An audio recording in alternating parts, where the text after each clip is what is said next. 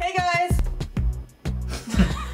It's Shawn and Gwen again. So one of the most commonly asked questions that Shawn and I have gotten is, can we have kids?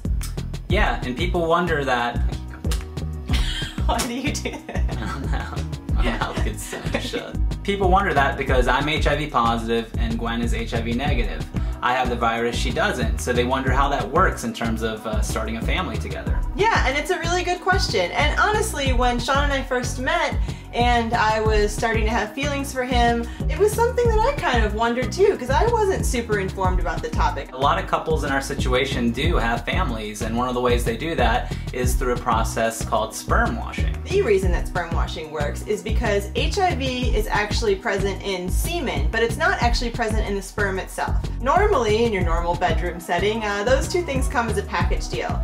But in a lab setting, they can separate out the sperm from the semen. Shawn would go in and give a sample. They might give him a magazine or something to help with that. I don't know.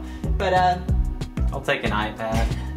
And then they would separate out the sperm from the semen, and then you do artificial or in vitro insemination from there. Yeah, and that greatly reduces the risk of transmission. So many couples in our situation have done that, and the mother tests HIV negative. It's a safe process. It's been used so many times. Yeah, definitely. A lot of couples in our situation have bypassed the sperm washing process entirely with their doctor's blessing.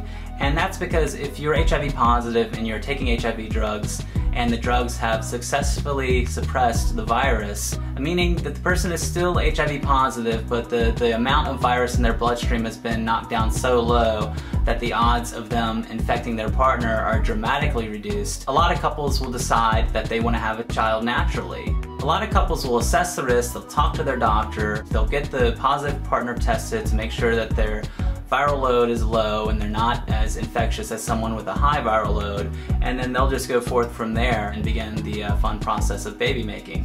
So the other part of the question, can you have kids, is really, do you want to have kids? This is something that Shawn and I are in pretty good agreement on, and that is that we don't think that kids are something that are in our future. And that has nothing to do with Shawn's HIV status. Yeah, when we first met, we just were compatible on how we felt about, our desires to start a family. Neither of us were really that into it, and I think it really helped our relationship grow. We were compatible in so many ways, and that was just one more. We've been together now for over 10 years, and we've gotten more comfortable with kids. We're godparents to a lovely child in our life, and we've actually seen that child grow up, and we've been a big part of her life. And so being godparents for us has given us a little insight as to why people do want to become parents. So we're thankful that if we ever were going to change our minds, that we have options out there, and like Shawn said, for the other couples like us who would like to have kids, it's really awesome that they have all the choices that they have. So that's a little bit about, can we have kids? Can couples in our situation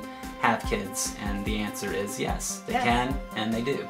So as usual, if you guys have any questions, please feel free to put them in the comments below, and we'll see you guys in the next video. Take care. Bye. Baby. Baby. Have a baby. Baby. Give me a baby. Baby. Again? You me now. Like,